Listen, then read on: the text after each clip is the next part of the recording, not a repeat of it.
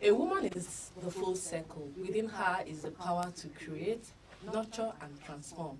Happy New Year to you, and welcome to the first day of 2021. I hope you have a wonderful year. Good morning, and welcome to today's edition of Women Empowerment Talk Show.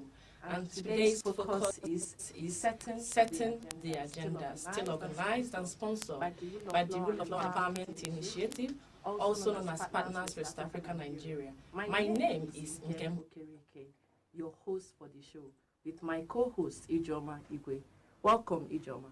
Thank you, Nkem, and Happy New Year to you. Happy New Year. Our guest for today is a lawyer with citizens' participation in governance, with a view to strengthening accountability and improving service delivery. She believes that if we have more information available to people out there, we are better placed to empower them on their rights. We will go for a short break now and then come back with our guest. Stay tuned.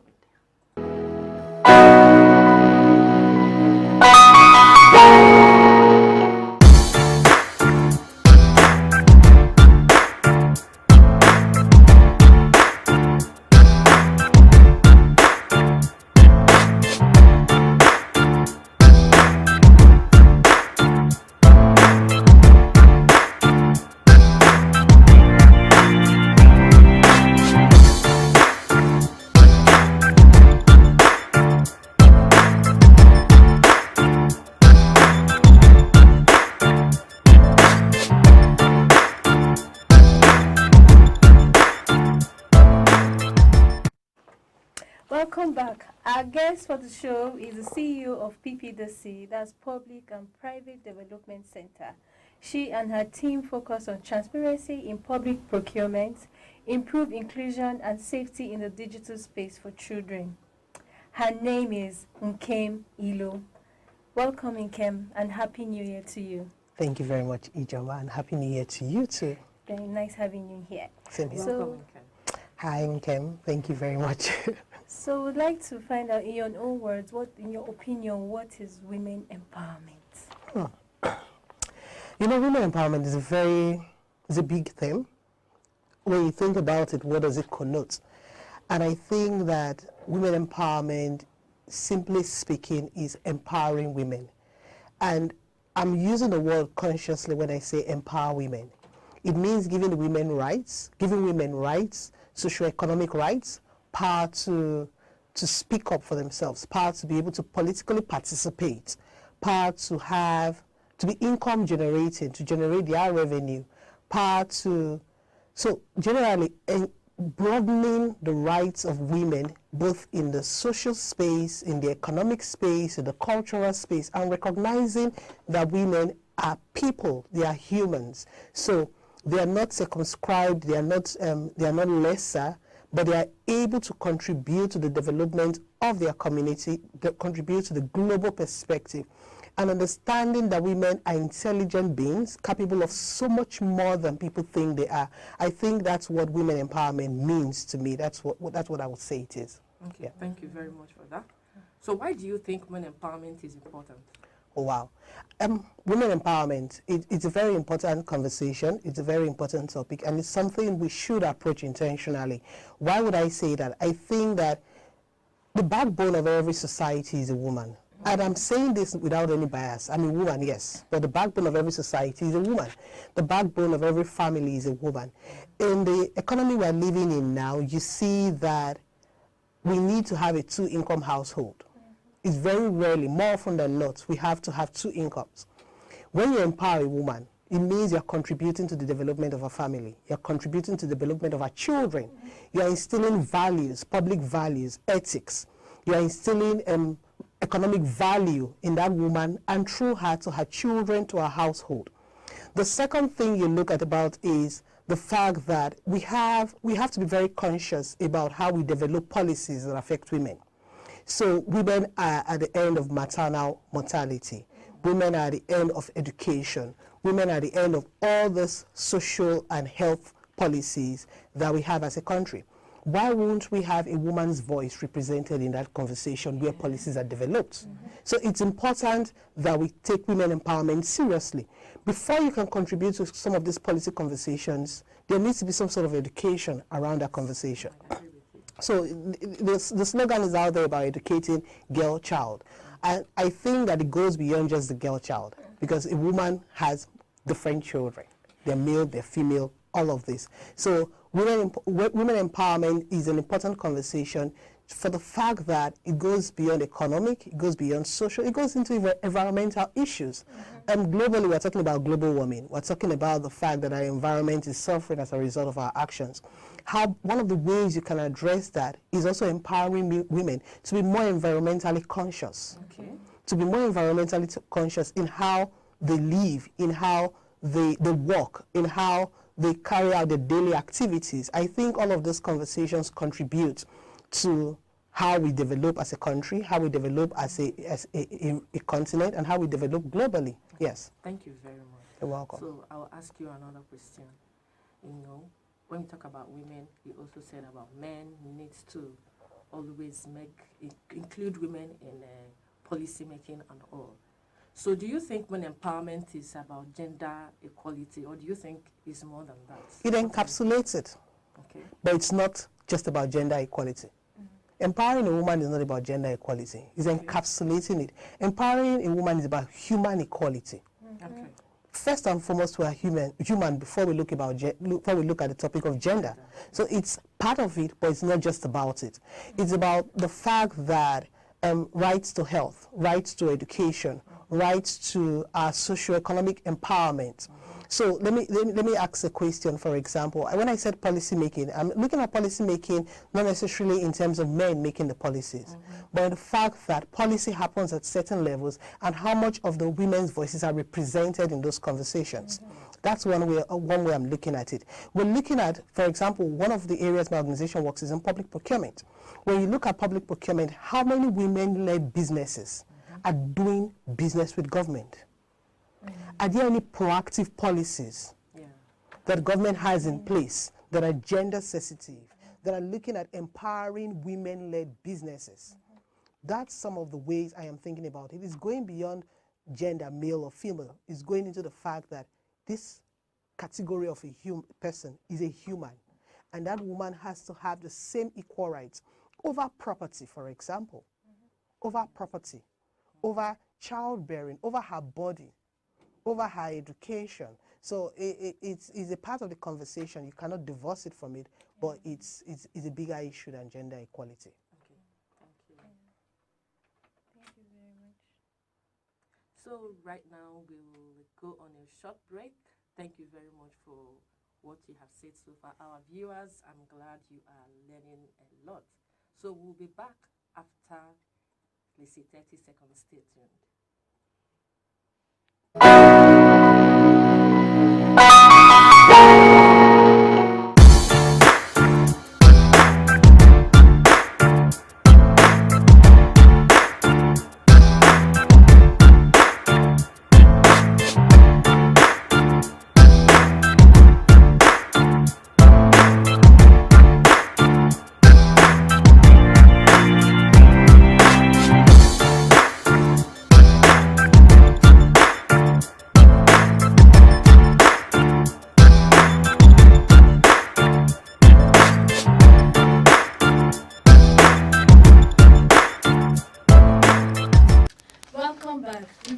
Interesting conversation with our guest, Nkem.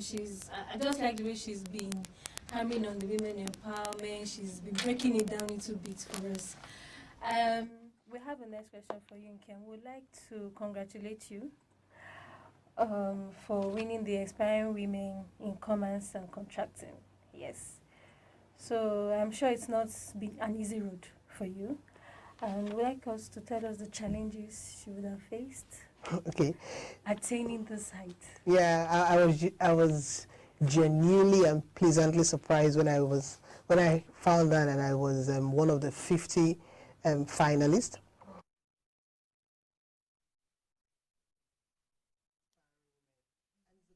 So it was genuinely surprising. Yes, it's not been an easy road. I think that as with most sectors, you have that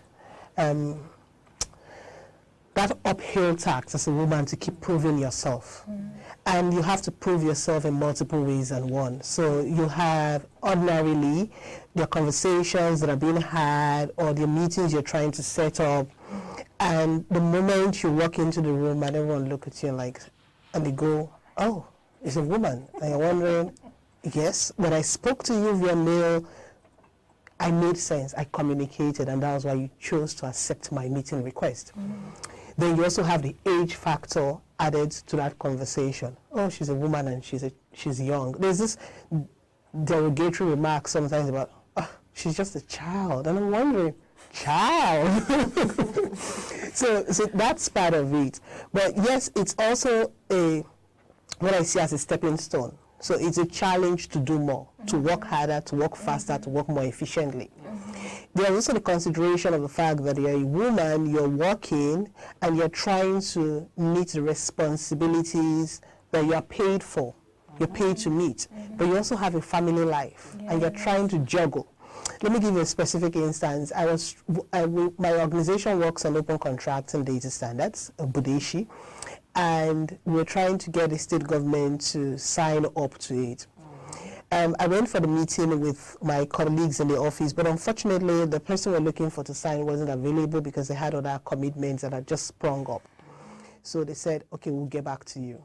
I went home, picked up my kids from school, and drove home. As we were just driving into the compound, this was about 6 p.m., I got a call that said, you need to be at the liaison office at this particular time because we need this signed now. And the particular time was 7 p.m. And I'm wondering, what do I do with my children?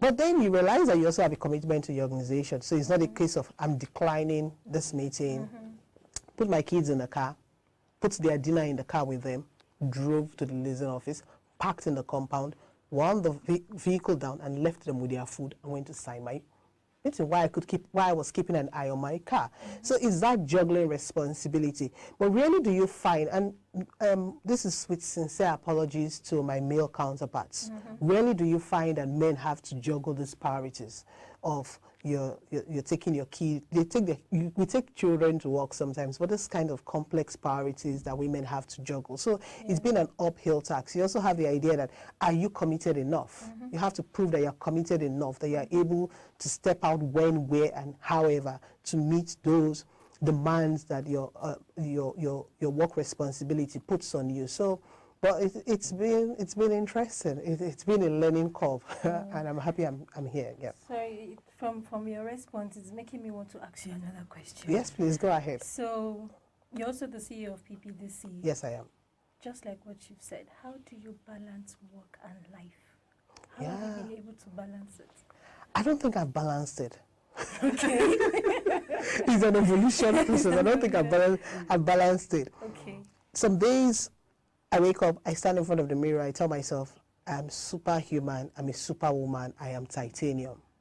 I give myself these affirmations every day because they give me a reason to say I can take A, B, C, D, juggle all the balls and catch all of them at different times. That's one. But I don't think I have found a balance in that sense, and I say this with all humility. It takes a support system to do that. I have a support system in my spouse, who is also in the development sector and understands the unique challenges that comes with being a woman and having children and all of that. I have a support system with family who also say, you know what, I can take these kids off your hands, or I can take this off your hands, go and do what you need to do. That's on one angle. But at the same time, you also have competing priorities, like I had mentioned earlier. So you're wondering, how do I do this? The kids, how do I balance the kids? How do I balance school? Because you also have to continually educate yourself. You have to take those courses. You have to go for a graduate program. You're educating yourself to make sure you're ahead of the field all the time. Then how do I balance work priorities? I haven't found the balance. I can tell you that sincerely, I haven't. Sometimes something suffers. Sometimes your personal life, your home life suffers. And you have to have somebody that pulls you back and understand this part and says, you know what? Yeah, I Calm think down. that's the challenge many women face. Yeah. You understand? And we still find it hard to balance it, especially when it has to do, it's not just family life and work life, social life. Spiritual life. Spiritual life too. Spiritual life. So all those kind of things, I think this is what we need to take work-life, we need to take all those work-life balance and take it seriously. So I will have to deviate a little. Yeah. Now that we have entered the new year, today is the first day of the new year. What are your plans for the year? Can you share your plans with us? You know, I am not one of those people that develops a goal. Okay. Apart from the organizational goals we have to meet, I usually try to keep it flexible. And I think 2020 taught me that keeping it flexible is really great, because if we had done a whole plan, COVID came to disrupt that. But one of my goals this year would be taking my mental health seriously. Okay. Yes. And it's surprising. I think ordinarily I'll be talking about work. But I think I need to prioritize my mental health. Okay. Mental health is not a conversation we have often, but it's a conversation that needs to be had. I need to prioritize my mental health, not just for myself, but also for my organization, people that work in my office, because I'm here speaking as one of the women. There are other women in my organizations that are also balancing life. There are all of these conversations that need to happen about how we balance our mental health and all the constant demands we have. I need to put my best foot forward. When I say best foot forward, I think that as humans, we need to constantly evolve. We need to know beyond what we know. So one of the key things on my plate is to develop myself academically. Okay. Again, yes, we need to take that more of those courses. We need to know beyond our field. We need to transcend beyond what we know. So, and the last thing on my plate is, and all of this I'm speaking outside my organizational goals. Of course, I have my organizational priorities. The next thing on my plate is also to realize that 2020 taught me a lesson. I can't go back to bad habits or old habits of I need to be everywhere. We need to take more advantage of technology. Okay. 2020 was a technological year. We did all of that, and we were able to do that. No, but the world did not collapse. So I'm going to take some of the lessons from 2020 into 2021. Yes. So I'm going to ask, some people actually set goals that they want to achieve in 2020, but COVID came in, so many things happened in 2020, and they didn't achieve these goals they set for themselves. And now we have entered 2021. What do you advise these people? What are your advice for these people that want to meet up with what they set for 2020 and still want to try something new in 2021? What do you advise for this? I'll say take a moment, pause, reset. Reset. Ask yourself, are those goals still valid? In the context of the year you've been through, is it still relevant? Is it still valid? Because sometimes we set goals looking ahead, but things come that disrupt it, and we are on a different trajectory entirely. So asking yourself if those goals are still relevant. If they're still relevant, what do I need to do to meet these goals? Where does this goal fall in the timeline of 2021? What are the priorities? What are the resources I need to meet these goals? I think that taking a holistic view, having what we call self-reflection, deep reflective moments, to sit down and say, am I being too ambitious, or am I not being ambitious enough when I'm setting my goals? What resources do I need? Am I realistic about the resources? Because sometimes we set goals on paper, but we don't go the extra step of looking for the resources to meet those goals. So taking all of those things. So about 2020 goals, again, do research and say, is it still valid, or am I trying to prove a point with these goals, or am I just logging baggages that are not necessary? Once you're able to define that, you're able to set a path for yourself. Thank you very much. Our viewers, I'm sure you are enjoying this very interesting conversation. Ijoma, do you have anything to ask? No. I think she keeps answering the question, like giving us more in details, more in-depth knowledge of most of these issues that we think would probably want to discuss. But yeah, that's up. But the one question I would like to ask is, do you think having a supportive family, friends, or social life, do you think it helps, can it help a woman achieve a set goal or target? Yes. Humans are social beings. Yeah. Yes, we have categories of people, introverts, extroverts, and all of that, but this is outside all of that conversation. Human beings are social beings. Yeah. We find our social life or social network maybe in church groups, maybe in book clubs, maybe as somebody with a movie body or something of that nature. Okay. Those are our different support systems. Support system does not have to follow a particular framework or a particular format.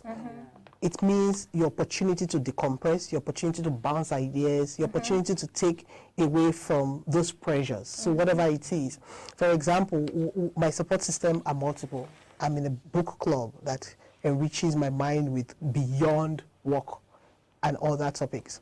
Yeah. You have the church support system. You have spouse as a support system. You have friends as support system. So I think that your support system is key, is vital. We're not islands. Yeah. We're not islands, Yes. no. Well, thank you very much for that elaborate and You're detailed. Would I call it? It's not an explanation. It's actually an enlightened. Thank you. very much.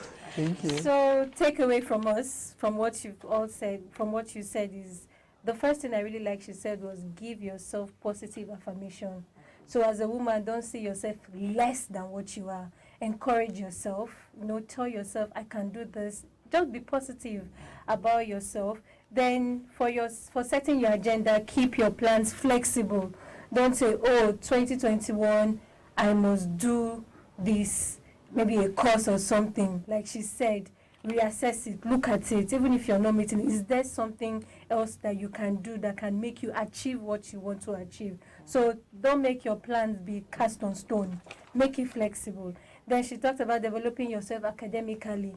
Don't just say, oh, I'm done with school. I graduated 10 years ago. I'm fine.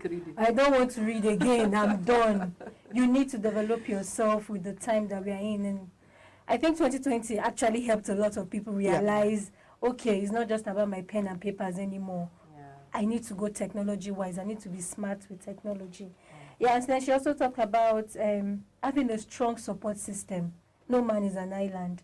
So who are your support system? Are they being positive to you or are they influencing you negatively? Exactly. There are some of us who think we have friends that are, oh yes, that's my friend, but how are they influencing you? Yeah. That also tells on you. And then she said your support system could be, we heard that, she said she's in a book club. I think I would like to join that book club. I have lots of books in my house and I've never even opened it. I'm dreaming. Oh, when will I start? So maybe a support group like that can actually push you to read more and yes, enlighten yourself. And then she talked about church. I think all the guests we've had They're from last Christians, year, they like yes, church. there's this spirituality thing. Yeah. The first lady said, the first guest we had said she could not do anything without putting God first in everything she does. Then the second one we had was, she keeps referring to the Bible passages to talk about how, I think there was one she talked about being successful or something. And she said there's no way you cannot go back to the Bible and now you again, your support system can be from the church. Thank you very much. You're welcome. That's really enlightening. Nkem. Yeah. Thank you very much. So I think I can say she stated women empowerment is very important because if you empower women, you have empowered your household.